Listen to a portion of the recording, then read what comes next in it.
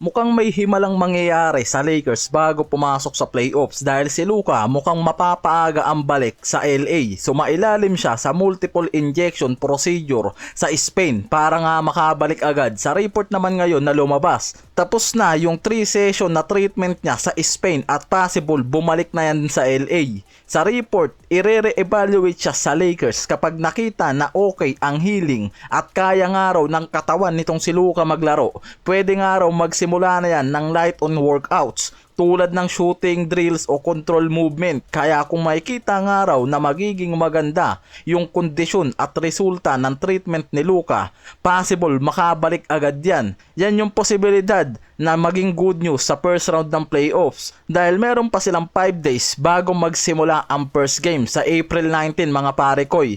Kaya may pahinga pa sila bago mag-start ang game 1. Grade 2 hamstring strain kasi yung nakuha ni Luka and strain lang to mga pare koy. Karaniwang araw recovery niyan 3 to 4 weeks minimum. Minsan umaabot ng 1 buwan o higit pa. Kaya nung una inaasahan talaga na mamimiss niya yung buong first round ng playoffs dahil hindi nga rin nga raw handang isugal ng Lakers yung kondisyon nitong si Luka dahil nga masyadong risky kung pepwersahin nila yung hamstring injury at pwedeng magkaroon pa ng fractured at maging dahilan kung bakit maging prone injury mismo itong si Luka. Kaya mas pinipili nila yung treatment nga raw na magpapaganda ng recovery niya at yan yung sa Spain para sa mabilisang recovery.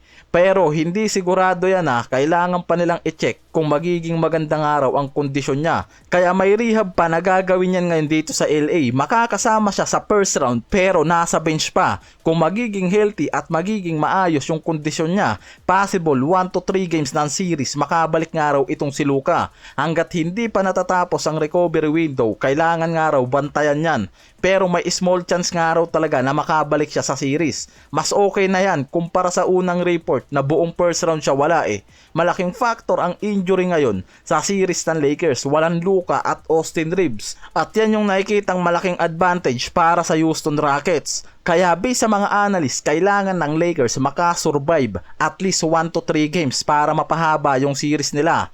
Lalo na kung magiging available si Luka. Kumbaga, take time yung kailangan nga raw gawin talaga ng Lakers. Yung Rockets ngayon ang heavy favorites based sa analyst at odds. Kahit may home court ang Lakers, nakikitang underdog sila papasok sa series. Talagang carry job nga raw si LeBron dyan. Siya ang magiging primary scorer at playmaker. Kailangan niyang i-control ang tempo at gumawa ng opensa. Samantalang ang role ni Marcus Smart o ni Luke Kennard dyan, possible maging secondary ball handler, importante sa playmaking at defense. Siya yung magpapagaan nga raw sa pressure kay LeBron.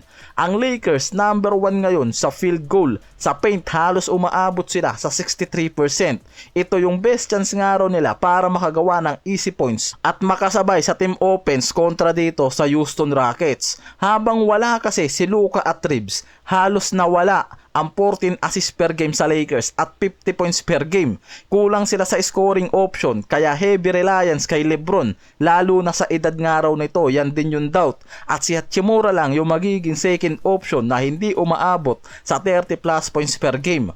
Ang Rockets may superstar advantage, elite scorer na si Kevin Durant. Kung wala si Luka, siya ang magiging best offensive player sa series game na to. Kayang mag-score kahit sino pa yung defender, magdala ng clutch moments. At yung inaasahan ng Lakers para maging stopper ni Kevin Durant dyan, it's either Marcus Smart o itong si Jake LaRavia. Kaya kung magagawa nga raw pigilan ng Lakers itong si Durant, possible na hindi ganun kadali sa Rockets ang series na to sa Lakers. Ang advantage ng Rockets, mas malalim na roster, mas healthy, mas malakas ang defense, may Kevin Durant pa sa close game at clutch.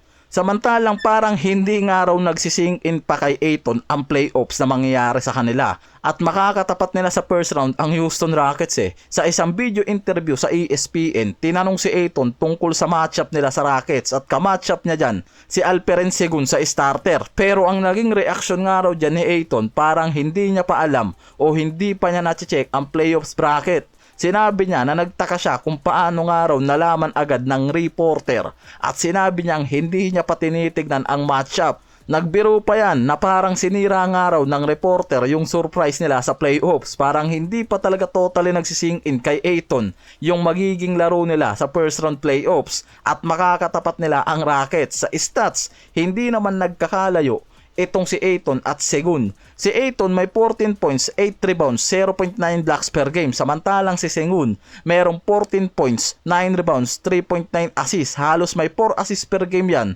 kontra kay Ayton. May offensive hub siya sa Rockets. Kayang gumawa ng plays para sa teammates niya. May scoring, rim protection, at play na sobrang laking bagay sa series nila. Hindi siya traditional big pero sobrang laking impact nga raw niyan sa interior. Samantalang si Ayton may average naman na 3.4 offensive rebounds kontra sa Rockets. Malaking bagay nga raw yan para sa second chance points, extra possession, lalo ngayon na nasa critical playoff sila. Karamihan ng points inaasahan sa kanya sa paint. Hindi siya volume scorer pero mataas ang efficiency. Ang problema, halos walang assist kumpara kay Sengun. Kapag na double team nga raw si Ayton, hindi siya ganun ka-effective. Hindi siya nakakapag-create ng play. May tapalodo yung mata, tapos nauuwi nga lang raw sa turnover. Isa pa nakikita dyan, yung inconsistency niya. Tapos iniisip rin yung energy at hustle niya sa depensa na talagang sobrang hina nga raw, na pwedeng maging problema nga raw nila ngayon sa first round, lalo na kung lalabas yung inconsistency niyan.